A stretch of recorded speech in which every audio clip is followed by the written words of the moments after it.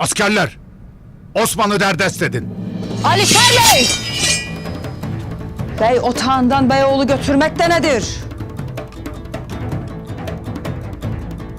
Karşında Sancak Bey'i var. O hançeri kınına sok. Siz de kılıçlarınızı indirin. Bu otağı askerlerinin kanıyla yıkarım Alişer Bey. Uzak durun kardeşimden. Geri dur Gündüz.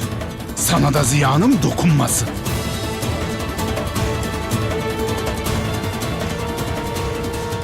Kalanoz'un öldüğünü nereden işittin Alişer Bey? Kaledeydim. Kalanoz'u öldürenin kayılar olduğunu söylediler. Dündar Bey, sen varken ne konuşur bunlar?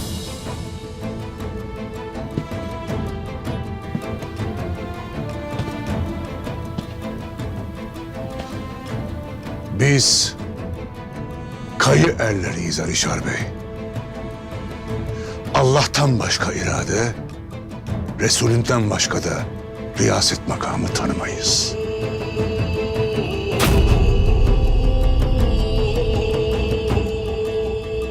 Dündar Bey, iyi düşün.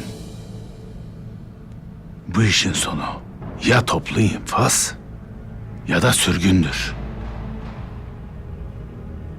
Konya'da bağlı olduğum Moğol bunun hesabını sormaz mı? Osman suçsuzdur deriz, anlamaz mısın? Kulucahisar'dan dolayı bize kadredersin. Ne onlar ne de siz. Benim derdim adalettir. Madem Sancak Bey'sin, o vakit ortada duracağına başımızda duraydın. Böyle destursuz gelmeyeydin. Yeter Osman. Desturu da nizamı da senden öğrenecek değilim. İmdi alırım kellenizi. Ne ettiğimizi sanırsınız burada gafiller? Osman Kavanoz'u öldürmüş.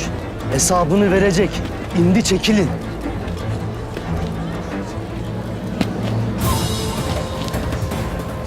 Osman Bey'i size vermeyeceğimizi bilmez misin? Sen mi engel olacaksın bana?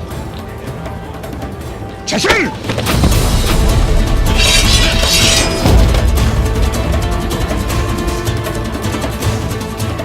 Kananın neresinde vardır?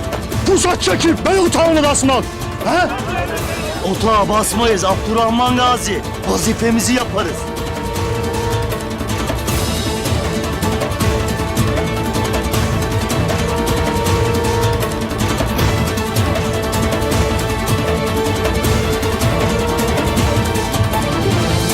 Suçsuzsan ne diye pusatların gerisinde durursun?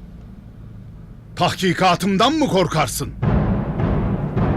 Evelallah, gözümün gördüğü hiçbir şeyden korkmam.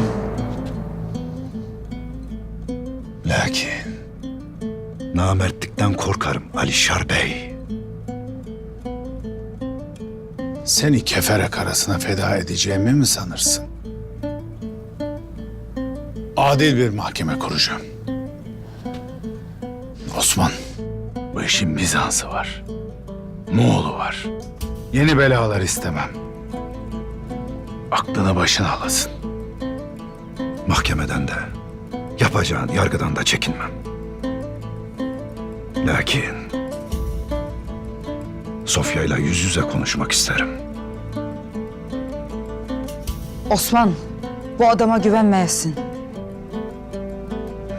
Osman, gitmek zorunda değilsin yeğenim.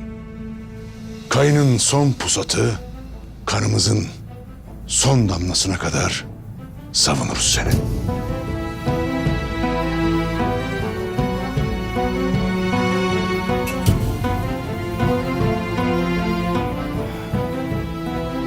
Ben de, pusatım da senin adaletine emanettir Alişar Bey.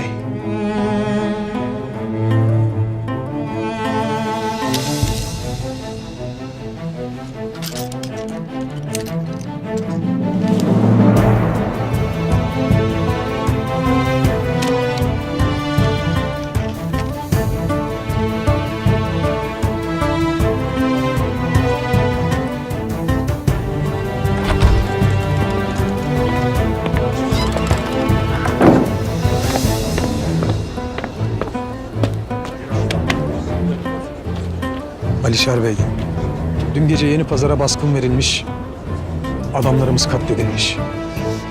Kim yapar bunu Nizamettin? Ben de Yeni Pazar'a varacağım.